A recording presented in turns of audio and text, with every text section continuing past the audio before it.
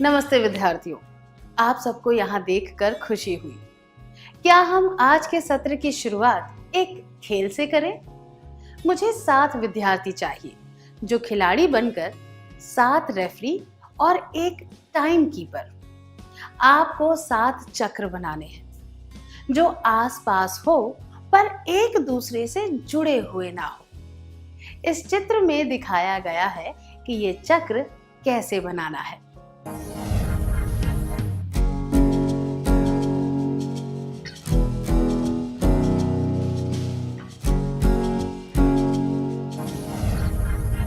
प्रत्येक खिलाड़ी एक चक्र के अंदर खड़ा होगा।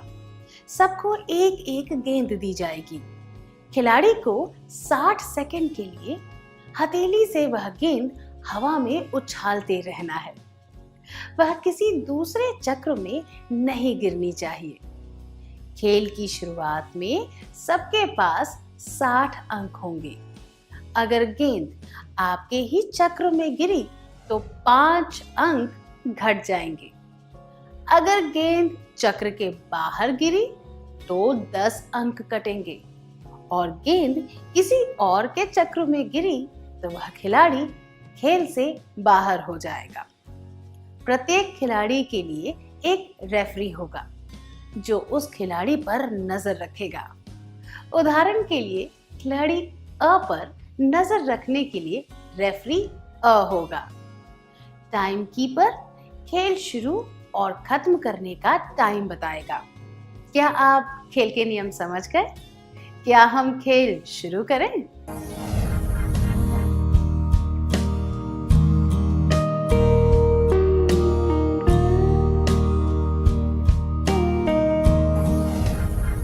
यह खेल जितना मजेदार था उतना ही चुनौतीपूर्ण भी था, है ना? इस खेल में प्रत्येक चक्र आपका निजी स्थान था। चक्र के बाहर की जगह सार्वजनिक थी। इसीलिए जब आपने किसी और के स्थान में प्रवेश किया तो आप खेल से बाहर हो गए। सार्वजनिक स्थान सभी के लिए होता है। उस स्थान का प्रयोग करने से आप किसी को रोक नहीं सकते। इसीलिए जब आपकी गेंद वहां गिरी तो आपके 10 अंक कट गए। अपने स्थान और एकांतता की सुरक्षा करना प्रत्येक व्यक्ति की जिम्मेदारी होती है। केवल खेल में नहीं, पर वास्तविक जीवन में भी। हमें दूसरों की जगह पर और उनकी एकांतता पर अधिकार नहीं जमाना चाहिए। एकांतता की परिभाषा क्या होती है? एकांतता एक व्यक्ति का अधिकार है जिसके द्वारा वह अपने व्यक्तिगत समय, स्थान और संपत्ति को दूसरों के दखल से दूर रख सकता है। मैं दोहराती हूँ, एकांतता एक व्यक्ति का अधिकार है जिसके द्वारा वह अपने व्यक्तिगत समय, स्थान और संपत्ति को दूसरों के दखल से दूर रख सकता है। एकांतता केवल जगह या संपत्ति से संबंधित नहीं होती। इसमें लोगों की भावनाएं भी शामिल होती हैं। क्या आपके साथ कभी ऐसा हुआ है कि पार्क, होटल, बस स्टॉप या किसी जगह पर किसी ने आपको घूर कर देखा हो? जब किसी ने आपको घूरा तो आपको कैसा लगा? क्या 2 विद्यार्थी कक्षा के सामने अपनी भावनाओं के बारे में बता सकते हैं?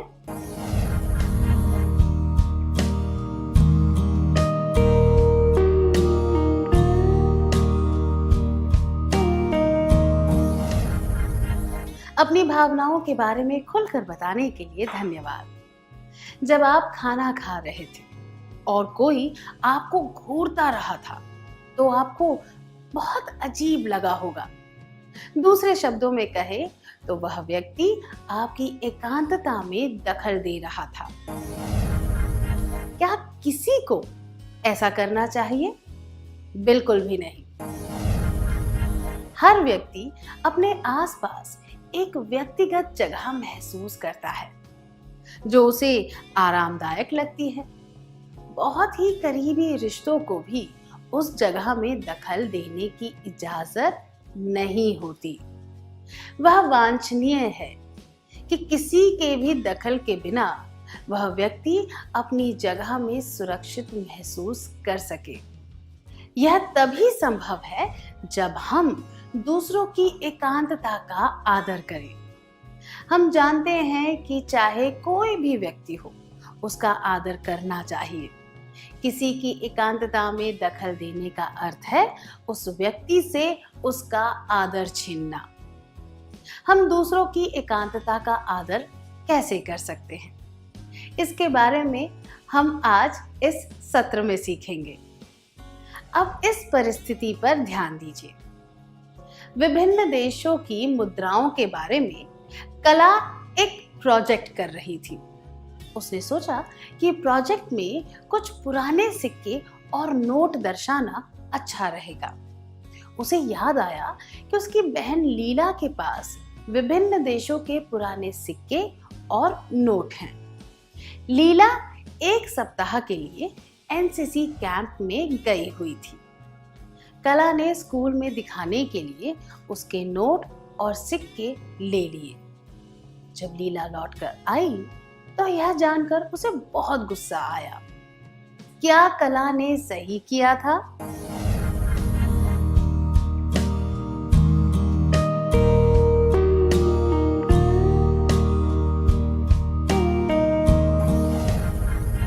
उत्तर देने के लिए धन्यवाद। बिल्कुल भी नहीं। लीला की अनुमति के बिना कला को वो चीजें नहीं लेनी चाहिए। कला ने लीला की भावनाओं की कद्र नहीं की, इसीलिए उसका गुस्सा जायज है। लोगों को अपनी कुछ चीजों से बहुत लगाव होता है, चाहे दूसरों को उन चीजों की कद्र हो या ना हो। पूछे बिना दूसरों की चीजें लेना या उपयोग करना उनकी एकांतता का दखल है। दूसरों की एकांतता का आदर करने के लिए हमें उनकी चीजें लेने से पहले अनुमति लेनी चाहिए। उनके बैग, अलमारी इत्यादि में नहीं झांकना चाहिए। अगली परिस्थिति के बारे में सुनते हैं। एक बार आपके मामा जी ने आपको एक गुल्लक दी ताकि आप बचत करना सीख सके। जब भी आप पैसे बचाते थे उसमें डाल देते थे। कुछ महीनों बाद आपके चचेरे भाई ने मेज से एक किताब लेते वक्त आपकी गुल्लक देखी। उसने वह गुल्लक उठाई और वो हाथ से फिसलकर टूट गई। टूटी हुई गुल्लक देखकर आपको कैसा लगा होगा?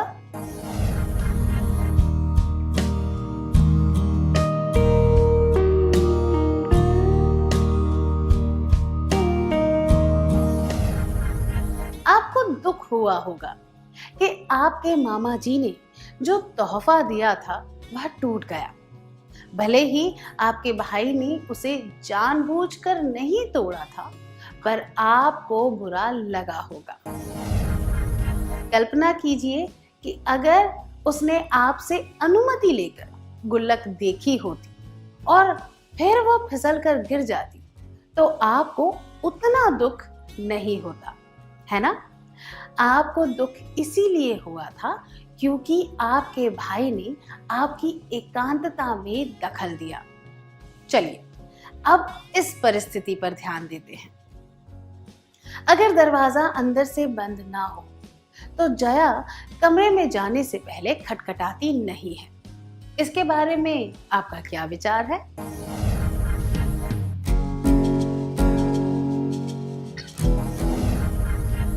अपने विचार बताने के लिए धन्यवाद। चाहे कमरा बंद हो या ना हो, खटखटाए बिना अंदर जाना अनुचित होता है। लोगों ने किसी निश्चित कारण से उसे टेढ़ा किया होगा। शोर से बचने के लिए या किसी और निजी वजह से उन्होंने दरवाजे को ढका होगा। इसीलिए उनकी एकांतता का आदर करते हुए कमरे में जाने से पहले दरवाजा जरूर खटखटाना चाहिए, चाहे दरवाजा खुला ही क्यों ना हो। दूसरों की एकांतता का आदर करने के लिए हमें कमरे में जाने से पहले दरवाजा खटखटाना चाहिए। कान लगाकर किसी की कमरे की बातें नहीं सुननी चाहिए और चाबी के छेद से झांकना भी नहीं चाहिए।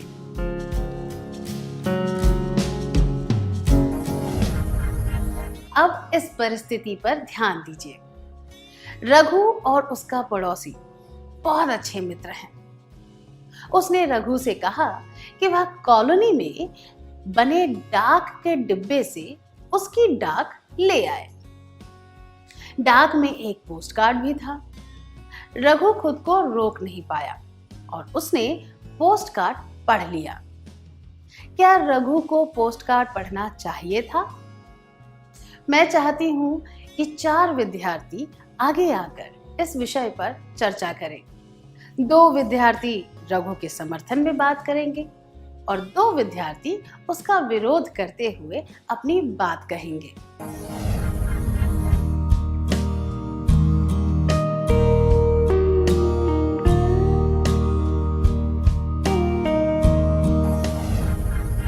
इतने रोचक वाद विवाद के लिए धन्यवाद। किसी की अनुमति के बिना उसके पत्र पढ़ना अनुचित होता है, चाहे वह व्यक्ति आपके कितने ही करीब क्यों ना हो। अगर पत्र खुला हुआ है तो इसका अर्थ ये नहीं कि हम उसे पढ़ सकते हैं। इसी तरह हमें किसी के ईमेल या एसएमएस नहीं पढ़ने चाहिए, चाहे वह किसी रिश्तेदार के ही क्यों ना हो। किसी के भी पत्र, ईमेल, एसएमएस व्यक्तिगत होते हैं। हमें उनकी एकांतता का आदर करते हुए वे नहीं पढ़ने चाहिए। दूसरों की एकांतता का आदर करने के लिए हमें किसी के पत्र, ईमेल, एसएमएस इत्यादि नहीं पढ़ने चाहिए। तरुण के पड़ोस में रहने वाला परिवार बहुत रोचक है। उन्हें चर्चा और वाद विवाद करने में बहुत मजा आता है। अक्सर उनके घर में गंभीर चर्चा और जोर जोर से बातचीत होती है। समय बिताने के लिए तरुण को अपने घर की खिड़कियां खोलकर उनकी बातें सुनने में मजा आता है। तरुण का यह जो समय बिताने का तरीका है, उसके बारे में आप क्या कहेंगे? धन्यवाद। खुद को व्यस्त रखने के लिए तरुण ने बहुत ही अनुचित तरीका अपनाया है। घर की 4 दीवारों में जो होता है वह उनका निजी मामला है। घर के झगड़ों को सुलझाने का सबका अपना तरीका होता है, चाहे वे जोर से बातें कर रहे हों या सामान्य रूप से। उनकी बातें सुनना या घर में झांकना अनुचित है। यह उनकी एकांतता में दखल है। दूसरों की एकांतता का आदर करने के लिए हमें किसी की बात नहीं सुननी चाहिए और ना ही उनके घर में झांकना चाहिए। आप अपने दोस्त के साथ कुछ निजी बातें कर रहे हैं। कोई पास बैठकर आपकी बातें सुनने की कोशिश कर रहा है। आपको कैसा लगेगा?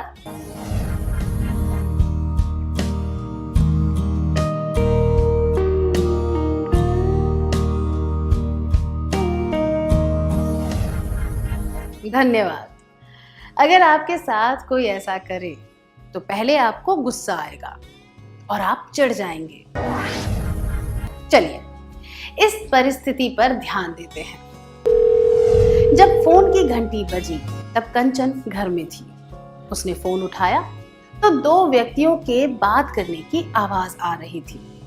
कंचन के फोन की लाइन गलती से उनके साथ जुड़ गई थी। अब कंचन को क्या करना चाहिए? उन व्यक्तियों की बातें सुननी चाहिए, उस बातचीत में जुड़ जाना चाहिए, फोन रख देना चाहिए।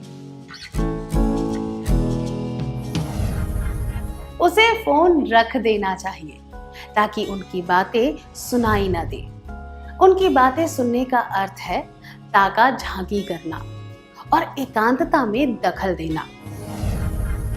दूसरों की एकांतता का आदर करने के लिए फोन पर कोई लाइन जुड़ जाए तो दूसरों की बातें नहीं सुननी चाहिए। अगली परिस्थिति देखते हैं। कार्तिक लंबी दूरी तय करके अपनी बुआ के घर जा रहा था।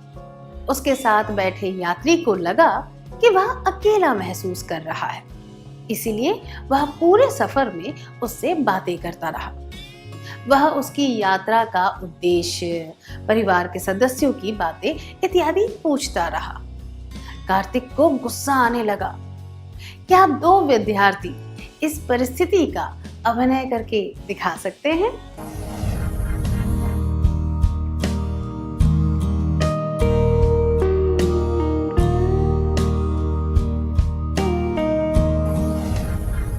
धन्यवाद। क्या उस यात्री का यह सोचना सही था कि कार्तिक अकेलापन महसूस कर रहा है? बिल्कुल नहीं। उस यात्री के इरादे नेक थे, पर उसकी धारणा गलत थी। ज्यादातर परिस्थितियों में अजनबियों से बात करना एक कौशल होता है। इससे हम लोगों के बारे में जान पाते हैं और हमारी जागरूकता बढ़ती है। पर हमें यह पता होना चाहिए कि हर एक चीज की एक सीमा होती है। उस सीमा को लांघने का मतलब है दूसरों की एकांतता में दखल देना। दूसरों की एकांतता का आदर करने के लिए लोगों की इच्छा के बिना उनसे बात नहीं करनी चाहिए। क्या आपके साथ कभी ऐसा हुआ है कि किसी ने आपके साथ जबरदस्ती बातचीत की हो? क्या आप इसके बारे में सबको बताना चाहेंगे?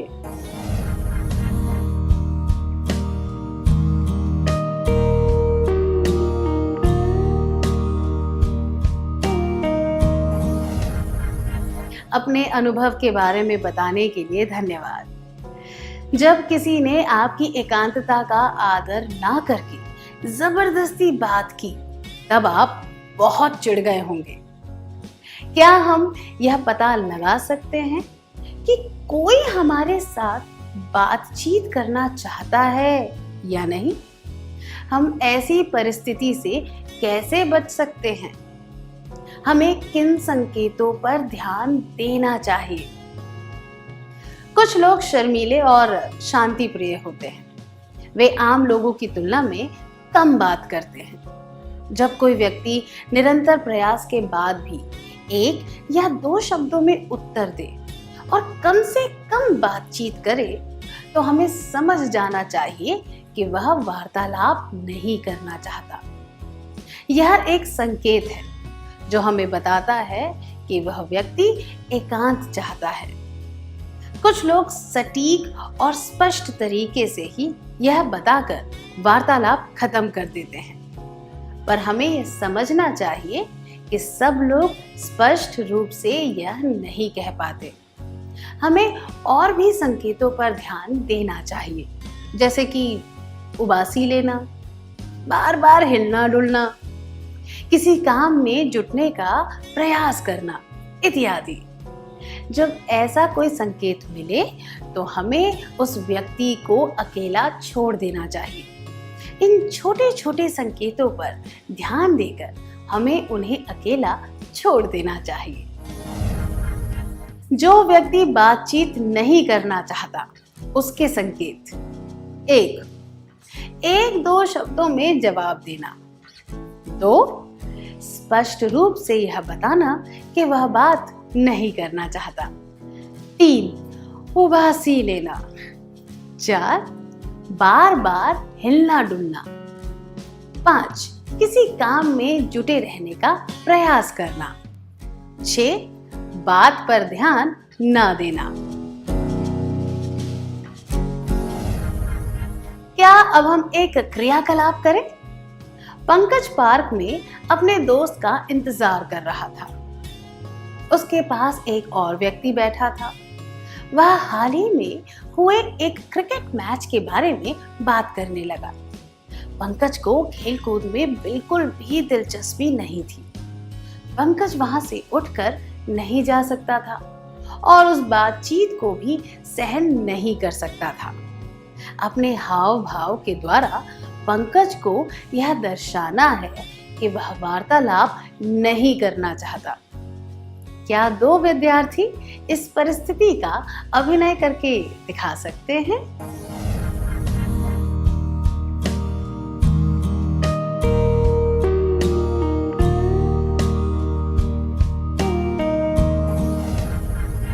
धन्यवाद। चलिए इस परिस्थिति पर ध्यान देते हैं। आम तौर पर शीला अपनी डायरी सबसे छुपा कर रखती है। एक दिन कैंप में वह बहुत थक गई थी। रात को डायरी में लिखते लिखते ही उसे नींद आ गई। उसकी छोटी बहन विनीता जब कमरे की लाइट बंद करने आई तो उसने देखा कि शीला की डायरी खुली हुई थी। उत्सुकतावश उसने डायरी उठा ली। अगर वह उन व्यक्तियों में से है जो दूसरों की एकांतता का आदर नहीं करते, तो वह क्या करेगी? क्या कोई एक विद्यार्थी आगे आकर विनीता का अभिनय करके दिखा सकता है?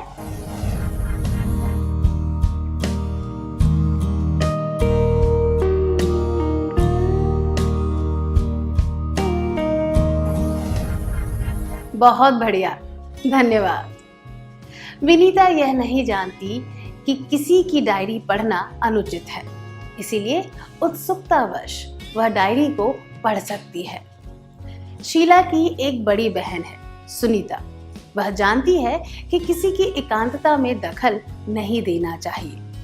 अगर कमरे की लाइट बंद करने सुनीता आती तो वह क्या करती?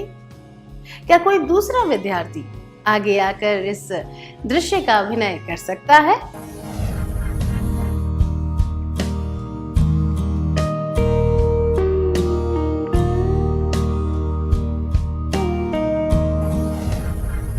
धन्यवाद। डायरी खुली थी, फिर भी सुनीता डायरी को पढ़े बिना उसे बंद कर देगी। डायरी में किसी व्यक्ति के विचारों और भावनाओं के बारे में व्यक्तिगत रूप से लिखा होता है। अगर कोई व्यक्ति अपनी मर्जी से किसी को डायरी दिखाए तो ठीक है, नहीं तो किसी भी व्यक्ति को किसी और की डायरी नहीं पढ़नी चाहिए। किसी की एकांतता का आदर करने का यह भी एक तरीका है। दूसरों की एकांतता का आदर करने के लिए किसी के व्यक्तिगत दस्तावेज जैसे कि डायरी इत्यादि नहीं पढ़ने चाहिए। अब अगली परिस्थिति पर ध्यान दीजिए। लता और उसकी नई सहपाठी सुधा एक दूसरे से बात कर रहे थे। वे एक दूसरे के शौक, परिवार इत्यादि के बारे में पूछ रहे थे। बातों बातों में लता ने शबाना के परिवार की आय और उनकी जाति के बारे में पूछा। सुधा को यह बात बहुत बुरी लगी। लता सही थी या गलत? बिल्कुल गलत थी। सुधा को बुरा लगा क्योंकि किसी के आर्थिक और निजी मामलों जैसे कि आय और जाति के बारे में पूछना अनुचित होता है। जब हम किसी व्यक्ति को अच्छी तरह नहीं जानते तो यह भी अनुचित होता है। इसी तरह किसी की उम्र, परिवार, शारीरिक और मानसिक परेशानियों के बारे में पूछना भी अशिष्ट और अनुचित होता है। दूसरों की एकांतता का आदर करने के लिए व्यक्तिगत जानकारी जैसे कि आय, जाति, शारीरिक परेशानियां इत्यादि नहीं पूछने चाहिए। कुछ संस्कृतियों में कुछ बातें स्वीकार्य होती हैं और कुछ संस्कृतियों में वही बातें अस्वीकार्य होती हैं। जैसे कि गांवों में अगर बुजुर्ग व्यक्ति बैठे हों तो जवान व्यक्ति उनके सामने नहीं बैठते, जबकि शहरों में इसे अशिष्ट नहीं माना जाता। कभी ये अंतर एक ही संस्कृति में अलग अलग समय पर देखे जाते हैं। इसी तरह एकांतता भी अलग अलग समाजों में और देशों में अलग तरह से देखी जाती है। अगर किसी के साथ हमारी गहरी दोस्ती ना हो तो हमें एकांतता का ध्यान रखना चाहिए और किसी के साथ जबरदस्ती नहीं करनी चाहिए। एकांतता का आदर करते हुए हमें किसी के मामले में जरूरत से ज्यादा रुचि नहीं लेनी चाहिए। दूसरों की एकांतता का आदर करने के लिए सतर्क रहना चाहिए और जरूरत से ज्यादा दखल नहीं देना चाहिए। एकांतता का आदर करने का एक और तरीका है गोपनीयता का ध्यान रखना। हमें किसी की निजी बातें दूसरों को नहीं बतानी चाहिए, चाहे वह हमारा कितना ही करीबी दोस्त क्यों ना हो। दूसरों की एकांतता का आदर करने के लिए गोपनीयता का ध्यान रखना चाहिए। अब हम एक और परिस्थिति के बारे में जानेंगे। आप एक संग्रहालय में कोई प्रदर्शनी देख रहे हैं। अचानक आपके पास कोई लाइट चमकती है। आप मुड़कर देखते हैं कि कोई व्यक्ति आपकी फोटो ले रहा है। आपको कैसा लगेगा?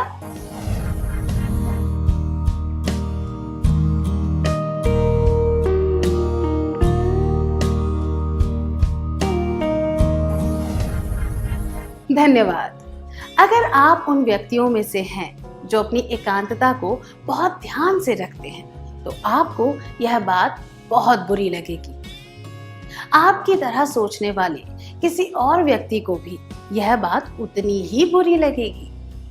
किसी का फोटो लेने से पहले हमेशा उनकी इजाजत लेनी चाहिए।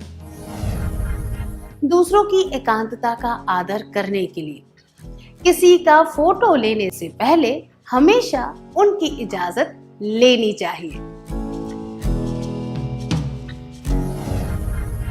हमने देखा कि किन किन तरीकों से हम दूसरों की एकांतता का आदर कर सकते हैं। आइए अब सीखते हैं कि हमें ऐसा क्यों करना चाहिए। बिना किसी के दखल के शांति से जीवन जीना हम सबका अधिकार है। इससे दो तरफा आत्मसम्मान बढ़ता है। जो किसी की एकांतता का आदर करता है उसका भी आत्मसम्मान बढ़ता है, क्योंकि वह अपनी सीमा में रहता है। जब कोई व्यक्ति अपने आप यह करता है तो दूसरे व्यक्ति का आत्मसम्मान भी सुरक्षित रहता है। एकांतता का आदर करना शिष्ट और संस्कारी व्यवहार की निशानी है। संस्कारी लोग हमेशा दूसरों का, उनकी भावनाओं का और उनकी एकांतता का आदर करते हैं। दूसरों की एकांतता का आदर करने से आत्मसम्मान बढ़ता है, संस्कारी व्यवहार को बढ़ावा मिलता है। क्या अब हम आज सीखी हुई बातों का सार संक्षेप कर लें?